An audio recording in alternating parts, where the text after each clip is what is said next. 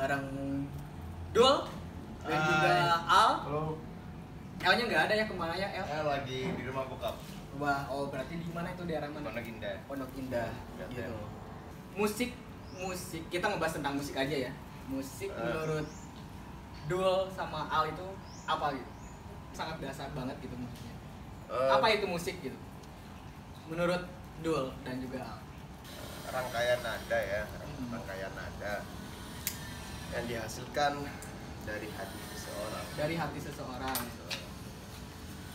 Rangkaian nada. Rangkaian nada. Luas juga sih. Soalnya menurut gua juga ning pun musik gitu. Ning pun musik ya. Suara motor aja musik. Suara motor adalah musik. Itu adalah sumber bunyi ya. Kalau tadi pagi bangun itu kan musiknya bagus banget. Maksudnya alam pagi itu kan musiknya ada burung pincang, spoi-spoi, ada ya berarti peristiwa-peristiwa musikal di dalam kehidupan itu banyak banget berarti. Kalau ini menurut Al kayak gimana Al? Musik itu menurut aku gimana orang mengungkapkan perasaan dengan yang dia tidak bisa mengungkapkan dengan secara langsung. Jadi melalui musik dia mengungkapkan perasaannya hati dia. Oh, jadi lewat media musik gitu, dengan mengungkapkan perihal sesuatu, entah itu dalam segi emosional, sedih, bahagia, atau apapun di dalamnya. Musik-musik, kan musik itu ada yang konvensional dan non konvensional. Pernah mendengar istilah seperti itu belum? Belum. Contohnya kayak pernah dengar hal-hal yang ngeyel atau hal-hal yang ngawur dalam musik yang pernah kalian apresiasi itu apa? Nah, dulu tuh soalnya itu. Sebuah seni abstrak yang indah tapi luar biasa. Nah, orang mau mengatakan musik itu bagus atau tidak, ucapkan lagi. Tapi kalau yang jangan itu gak usah diperdebatkan. Gak bagusnya itu di mana? Iya. Yang bagus itu kan relatif kan. Selera ya. Ya kayak makan aja gitu. Jadi kalau misalkan makan kan ada yang suka pete, ada yang enggak gitu. Iya. Dulu suka pete? Suka banget. Suka banget. Jengkol suka banget. Kalau Al? Suka. Tapi jengkol enggak? Jengkol enggak, bukan jadi selera. Tapi pernah makan jengkol? Pernah sekali. Jadi nggak suka? Ya.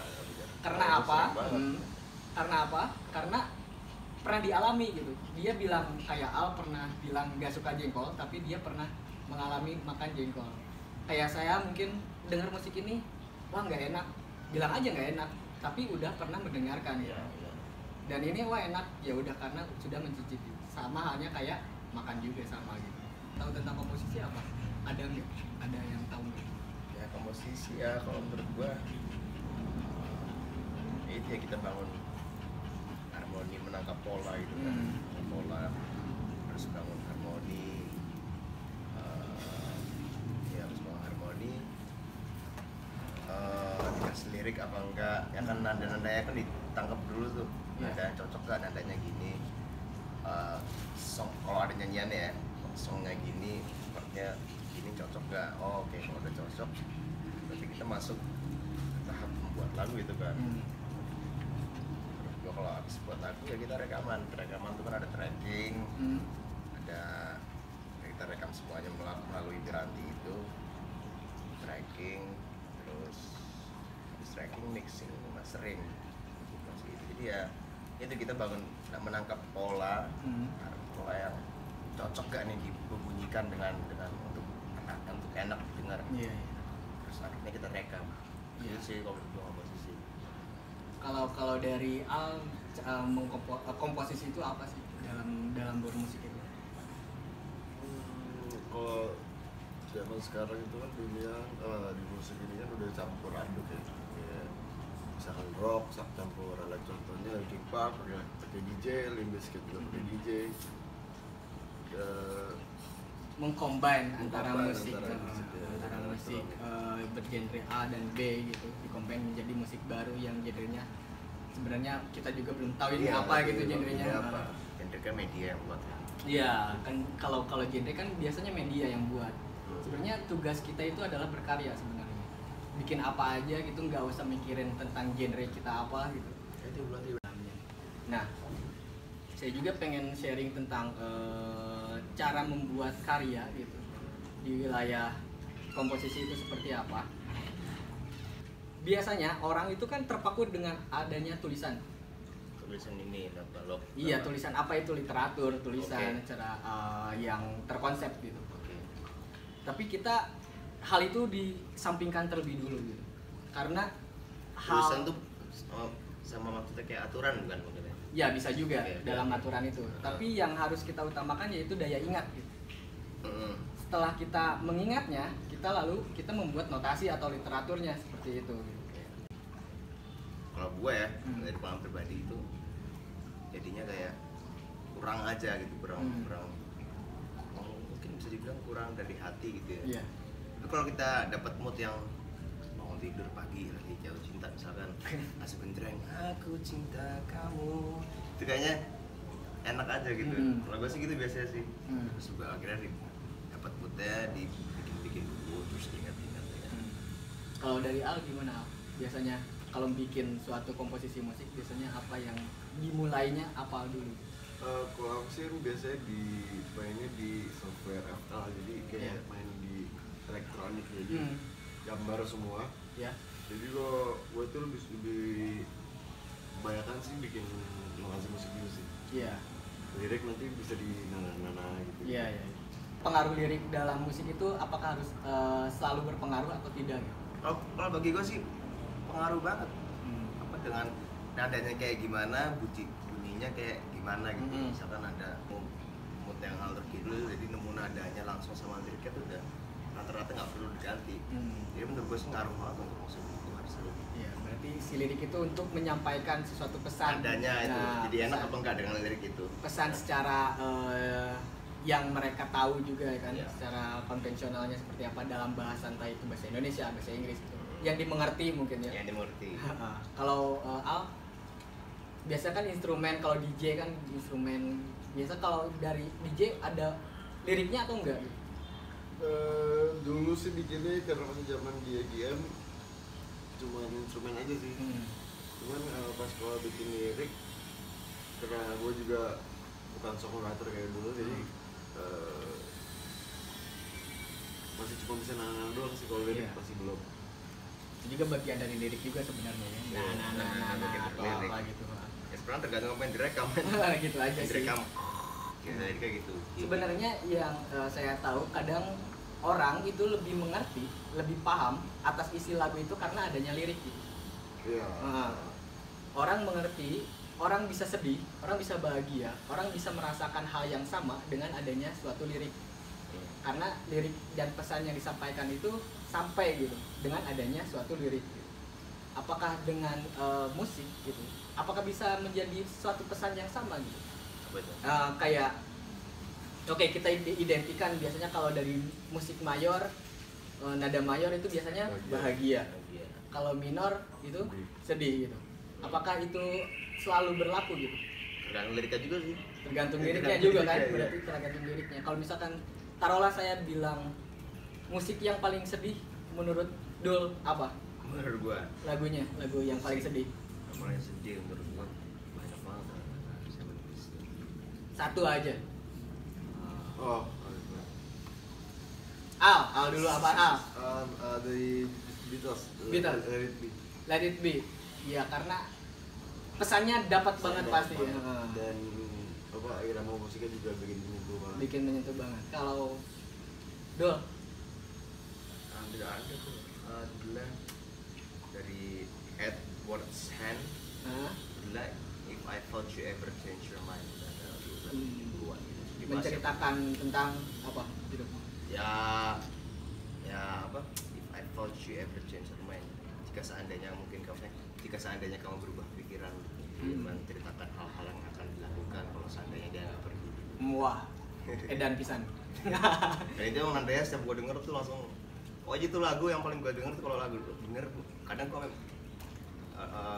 malas sih dengerin, karena udah tau kalau gue nge-play pasti mood gue berubah. Iya. Saya sedih karena saya nggak ngerti juga kan biasanya. Lagu sedih nih. Kadang kalau lagi mau nikmatin sedih gue play aja. Karena ada suatu lirik itu di dalamnya. Kita ambil contoh misalkan Gugur Bunga lah. lagu nasional. Itu sedih banget gitu tentang perjuangan pahlawan kita Ya, di banyak Medan. banget. Tapi kalau misalkan itu kan nadanya sangat sedih gitu, pedih menyayat gitu si nadanya seperti apa, dan didukung oleh suatu lirik yang ada gitu. Berarti Jadi kalau gimana, lupa. betapa hatiku takkan pilu lagu pahlawanku, yang itu kan? Ya. Tahu nggak? Enggak. Nggak. Gue pernah denger sih. Lagu Syukur, tahu nggak? Syukur nggak tahu juga. Syukur gimana sih? Dari yakinku Nggak tahu. Itu Berbunga sempat Tuh, denger wah. familiar. kalau misalkan kita anggap lagu yang paling sedih Kayak itu Gloomy- kalau kayak biasa. Gloomy Sunday lah ya, Nah, Gloomy gitu. Sunday. Kalau misalkan liriknya kita ganti, betapa hatiku aduh kejedot pintu. Itu nadanya minor, tapi dengan lirik yang agak nyeleneh atau lucu, itu bukan jadi hal yang sedih lagi gitu, pasti. Jadi kalau wilayah komposisi itu kita menyampingkan antara mayor atau minor itu. Mayor tidak selamanya Oke. harus sedih, dan minor tidak harus selamanya mayor tidak harus selamanya bahagia, dan minor tidak harus selamanya sedih. Minor itu. Jadi banyak Ya kalau ada liriknya, kalau misalkan iya, karena orang itu lebih mengerti dengan adanya suatu pesan si tubuh ini. Kalau dilihat dari suatu komposisi gitu, kita melihat kecerdasan tubuh itu lebih cepat daripada kecepatan untuk mengerti. Contoh, saya bikin suatu ketukan, nggak kebalik ya. iya, saya kayak bikin gini, bisa ikutin nggak?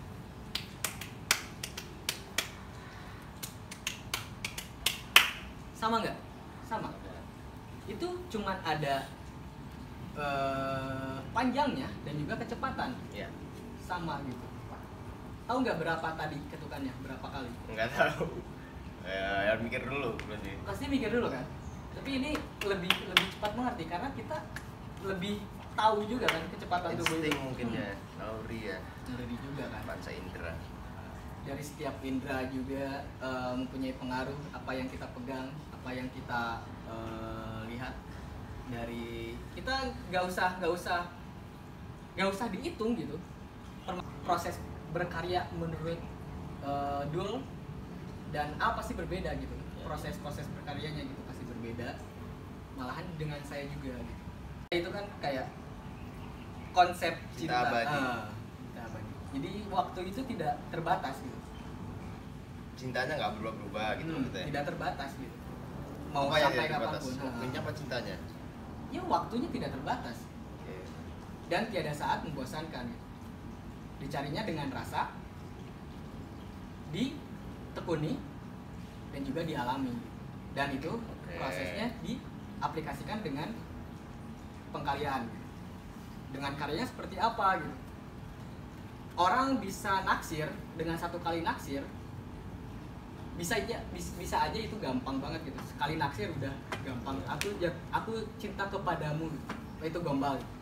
Dibalikan kepada konsep musik pengkaryaan, hal yang kita cari dari sumber bunyi atau peristiwa-peristiwa bunyi, kita cari dulu. Yang paling benar itu, yang harus kita tahu itu bagaimana cara mempertahankan. Mempertahankannya gimana sampai akhirnya orang itu bakal dia pada akhirnya dia sampai ending mikir, anjing kenapa gini gitu, atau kok bisa gini ya, Ya.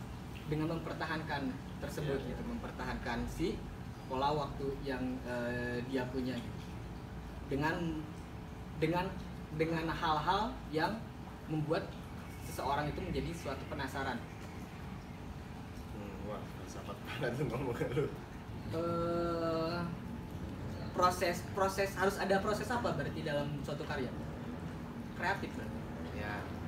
Untuk menjadi kreatif itu kita harus menyampingkan atau menyisihkan tentang yang namanya rutin.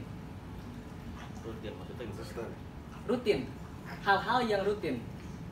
Menyampaikan hal-hal yang rutin. Kalau orang yang kreatif, orang yang pengen kreatif itu akan menyampingkan hal-hal yang dianggap dia adalah hal-hal yang rutin.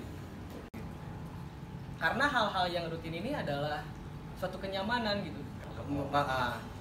Secara tidak langsung orang-orang yang melakukan rutinitas terus-menerus itu kan menjadi jadi apa ya? Secara tidak sadar kita menjadi apa ya? Menjadi zombie mungkin ya. Zombie. Nah, karena Habit kali ya. nah zombie yang kayak mayat hidup mungkin. Oke. Dalam suatu komposisi musik, apa kalau kita udah bisa membuat, berarti kita harus bisa mengkritik apa yang kita buat, Ya. dan menganalisa gitu. Nah, menganalisa apa yang kita bikin.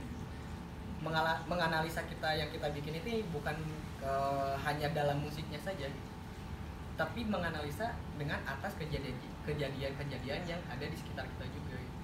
Itu jadi apa yang ada di dalam hidup kita itu seperti apa, kita harus menganalisa seperti apa, orang ini seperti apa, dan tidak hanya dalam segi musikal saja. Kita pengen membuat suatu karya secara kilat, itu komposisi kilat, dengan apa yang dilihat, apa yang dipegang, atau apa yang disuarakan. Oke. Tapi ada satu atau berapa, nanti bisa mungkin ada teman dari Meta atau Arul gitu, siapa yang bisa mengacau gitu. Mengacau itu harus ada yang bandel, membuat sesuatu yang spektakel. Oke. Kayak gini, hal-hal yang spektakel ini kayak, wah ini kayak gini kok bisa kayak gini gitu. Kayak banyak lagu Beatles lah. Ya, Jadi ya. bagaimana mengkomposisikannya ke dalam wilayah musik. Nah, mungkin kita dari peristiwa musikal seperti apa. Mungkin ada anak yang baru bisa jalan, belum bisa ngomong, 1 tahun. Ih lucu banget gitu ya, buat orang-orang bilangnya. Ih lucu banget nih, gimana, langsung si anaknya bilang anjing. Itu kan gak nyangka gitu, orang-orang gak nyangka anak sekecil itu bisa ngomong anjing. Itu hal yang di luar apa yang kita pikirkan terhadap orang itu gitu, terhadap bayi itu. Bagaimana kita memposisikan dalam suatu karya. Oke. Apapun yang Yang kita tidak lazim menjadi lazim gitu ya. gitu. Sebenarnya apapun juga bisa dalam konteks musik itu, dalam seni apapun itu, tidak ada halal atau haram. Iya. Beda dengan konsep kebenaran secara agama. Iya. Dan ilmu kebenaran itu kan ada yang disebut ilmu pengetahuan, filsafat, Iya. agama, dan juga seni. Saya pengen Dul bikin suatu ritmis atau apapun yang dilihat atau apapun dan diikuti sama yang lain. Jadi Al boleh ngerespon apapun yang ada. Bagaimana bikinnya? Nah,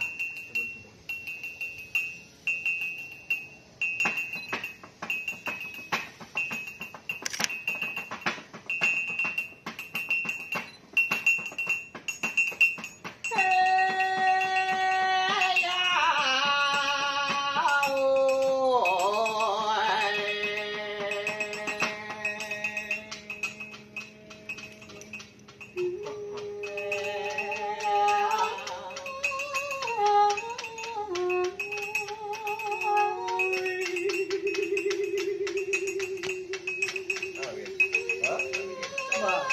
Coba respon apapun.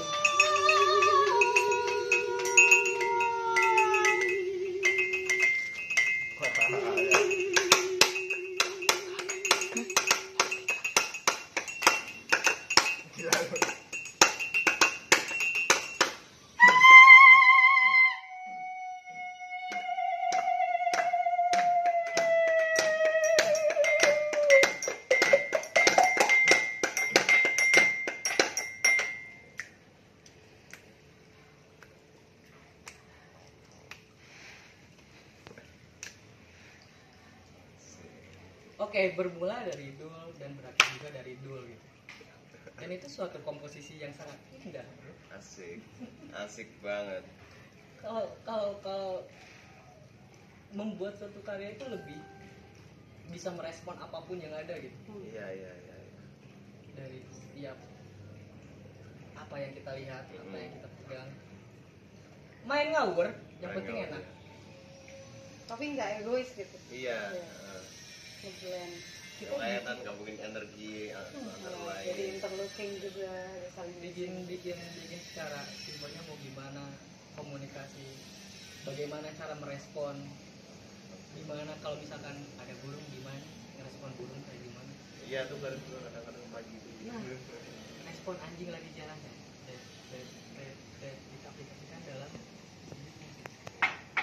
diaplikasikan dalam segi apapun. Oke, Oke. itu aja.